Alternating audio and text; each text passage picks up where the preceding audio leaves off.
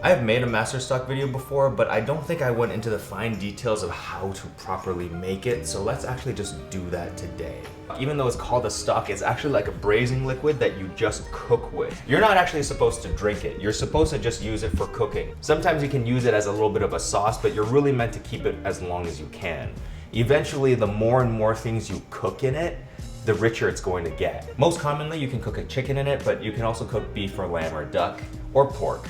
I would avoid cooking fish in master stock because the oils from the fish will seep into the stock itself, which makes it really fishy, and you want to be able to use it for multiple things, as many things as possible. So I've got all the things that I need for a master stock here. There's really no set rule on the spices that you use. It's kind of like personal to you.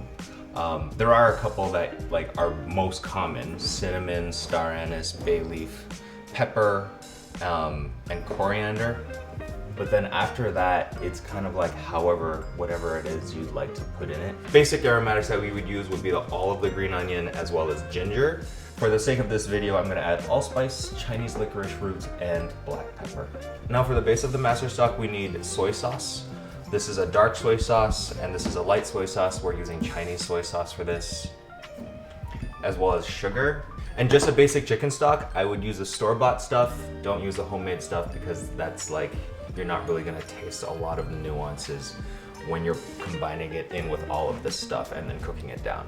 So the first thing we're going to do is roast our aromatics. I've got some green onions here. I'm gonna slice up some ginger, really rough, leaving the skin on because you don't need to peel them. You don't need to peel them in this case. And you're kind of doing it on a bias. My priority when I'm cutting the ginger like this is to just maximize the surface area that you get when you expose the most amount of ginger. That way you get the most flavor out of it. Put it in a little bit of oil before putting it in an oven at roasting temperature about 400 degrees. So 400 degrees for about 20 minutes or until it's charred up. So we are going to start with 4 cups of chicken stock, 2 cups of light soy sauce,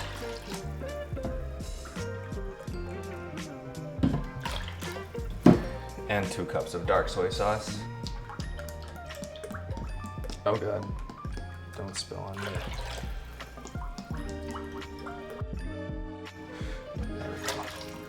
5 cinnamon sticks, but we're gonna do 6. We'll do 6. These are small. 1, 2, 3, 4, 5. Okay,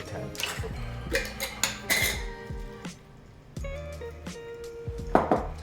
I would say this is like a cup of star anise, but I'll just count them individually for your sake. 1, 2, 3, 4, 5, 6, 7, 8, 9, 10, 11, 12, 13, 14. So like 15 star anise, 3 licorice, 3 slivers, 3 slivers of Chinese licorice root. Say like that, that's like 2 tablespoons of black pepper.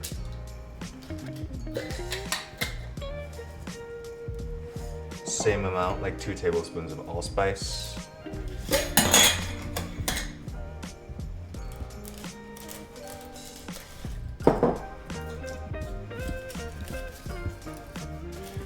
Like 5 bay leaves. It says eighth of a cup of coriander. And then finally add 2 cups of sugar before adding the rest of the aromatics that we're gonna bring out of the oven. So you're gonna notice there's a lot of stuff that we put in here. Because we use this over and over again, the idea is to front load it with all of your spices, all of your soy sauce, chicken stock, and whatever. And then you will use this again for years. The trick is to just use it at least once every week or freeze it if you're not gonna use it once a week, and then you just perpetually just keep cooking and it just gets better and better and better.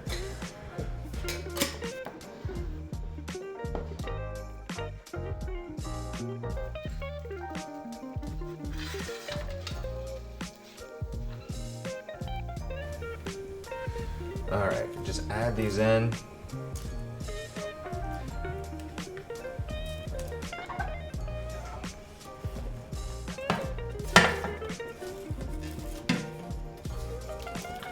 Now with all our spices and aromatics in here, we're gonna bring this to a boil and then reduce it to a simmer for 45 minutes before we do any kind of actual cooking inside. This is the only time you're gonna do this step because we're making the stock for the first time. After that, it's just gonna be like the chicken or the beef or whatever you wanna cook this in.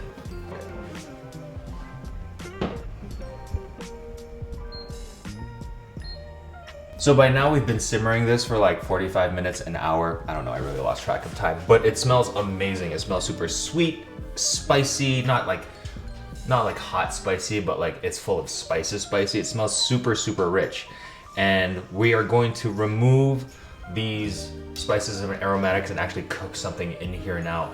And what's going to happen is that the chicken will cook in and it will absorb all this flavor, but it'll also like impart some flavor back into the stock and making the stock even better for the next time we use it.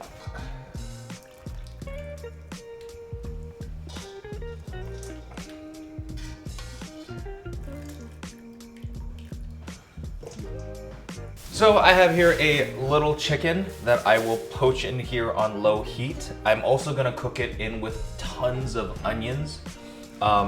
I really like cooking onions in master stock because what will happen is the onions will caramelize and get really, really sweet and add like a much deeper sweetness into a master stock, deeper than you would get if you were using like cane sugar or just regular sugar. Peel these.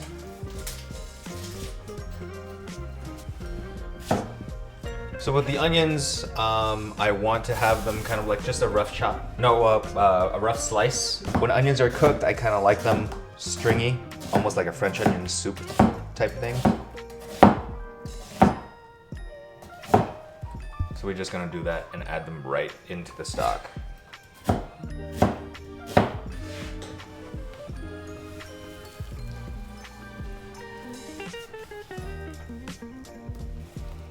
With the onions in, you just put the whole thing in there. Make sure that it gets covered as you cook, and then slow cook for like 45 minutes to an hour. You could totally do this in a crock pot if you wanted to, or if you had like an Instant Pot or something, you can use that too.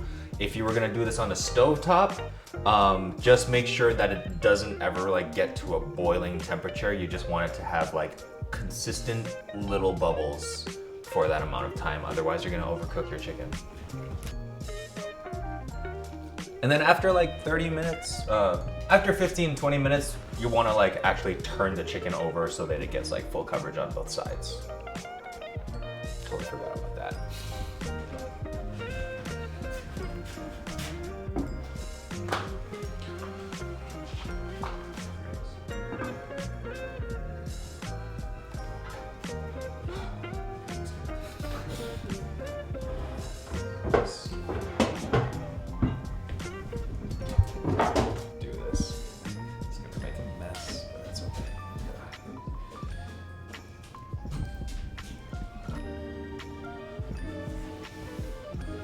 All right, and there we have a master sauce chicken. And if you take a look at this master stock itself, you'll see that there is some rendered chicken fat and some of the liquids from cooking up the meat. Well, you can't see that part, but you can see the rendered chicken fat in here. And so by cooking this in here, not only do you make this delicious, but you make this more delicious.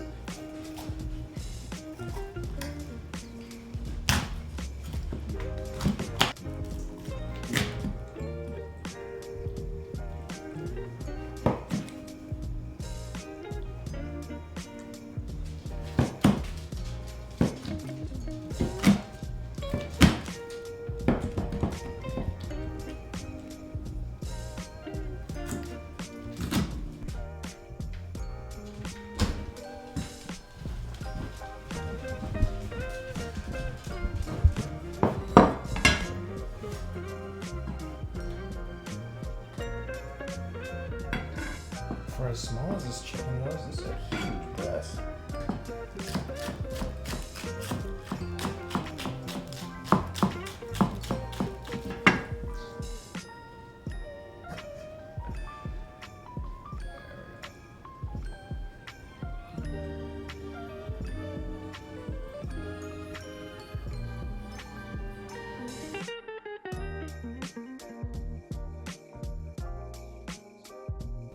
So now that I've cooked an entire chicken in this, obviously this batch of master stock will never be vegan, but it is possible to do, and it's probably something that I should have started off with, but you know, we're here now. I love making master sauce mushrooms, and I've got all sorts of mushrooms, different kinds of mushrooms over here. My favorite ones to cook it with are particularly oyster mushrooms because I like the meaty, bouncy texture that they retain after soaking up all of that like umami sweet goodness. Mushrooms do impart a great deal of flavor to master stock, but one of my favorite things to do is to change what I put in there based on what season it is. So I cook a lot of onions in here in the winter time so that it is sweet, deep, and rich. But then in the summertime, instead of onions, I'll do a lot of tomatoes. So it's like bright and tangy and flavorful in that way. And it's just a really good way to like appreciate what you can get depending on the season that you're in. So we're just gonna clean these mushrooms up and just plop them in there.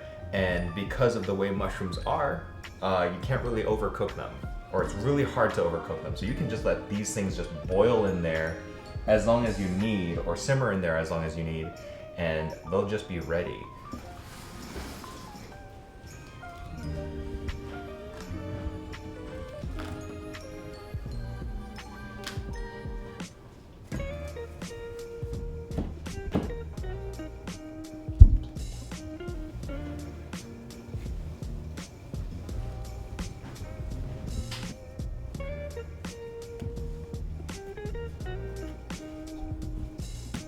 As I said before, I like the meaty texture that you get from the blue oysters, but then shiitake mushrooms have like such a great, like almost like a umami sweetness to them that they will impart onto the stock when you cook them in. I had to put them in there too.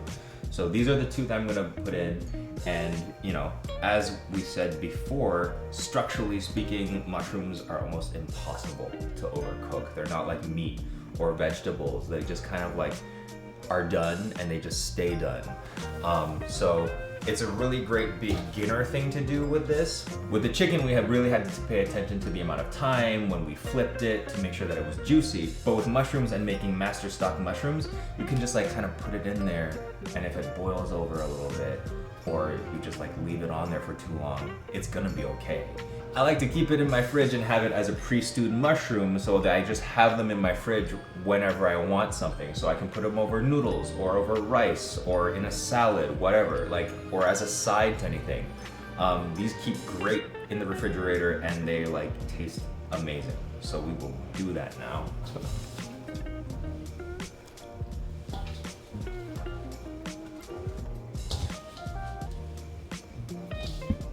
So as you cook with this more and more, you'll notice that a lot of the liquids tends to impart and leave. Like, not in this case, I only cooked it once before, but every now and then what you'll do is you'll just like add half a cup or a cup of light soy sauce, half a cup of dark soy sauce. Maybe you'll put in some Shaoxing wine. Maybe you'll stick in some of like a couple extra spices along with the thing that you're cooking in there, just so that you keep like feeding that spice flavor back into the master stock. Because yes, it will get and collect the flavors from this, but remember, it's also giving flavor to the food. So any of the spices that you used, any of the stock that you used, the soy sauce, you have to eventually like refeed it every now and then. A little bit of sake is actually quite nice.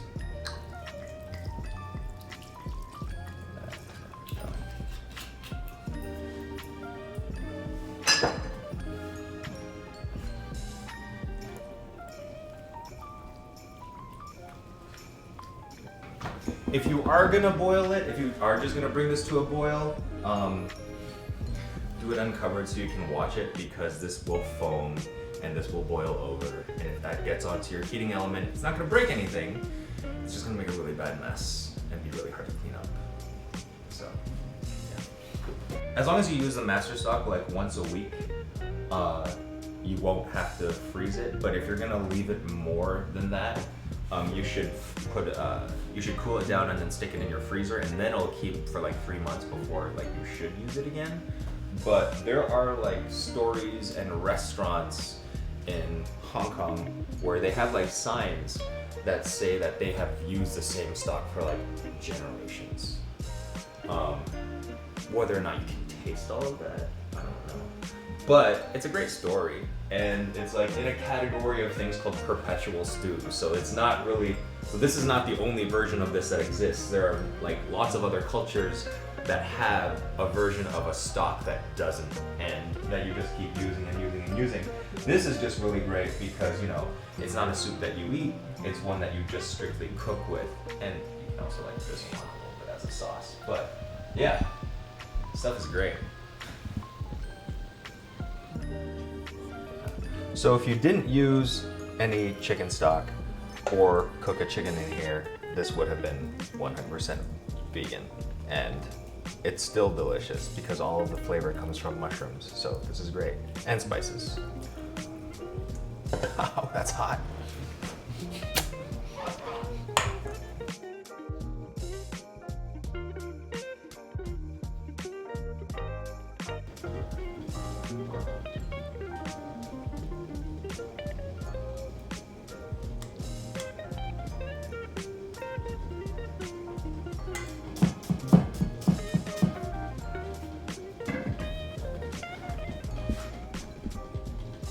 I have here some hard-boiled eggs.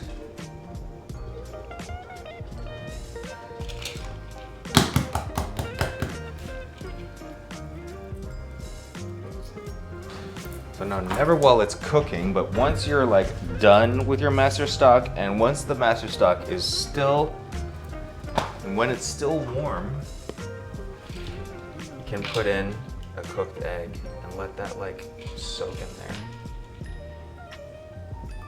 Don't cook your eggs in this because you don't want, you just want it to like kind of soak and marinate, because you don't want the egginess and like that sulfuric smell from cooked egg to seep into your master stock, because you can't take that out.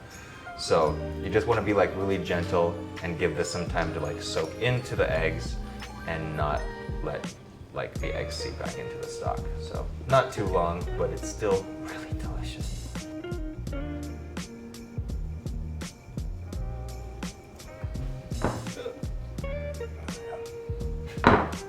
And there you have.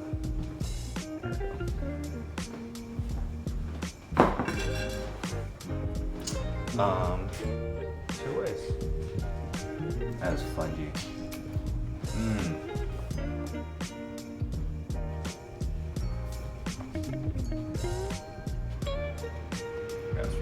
That's what that's supposed to taste like.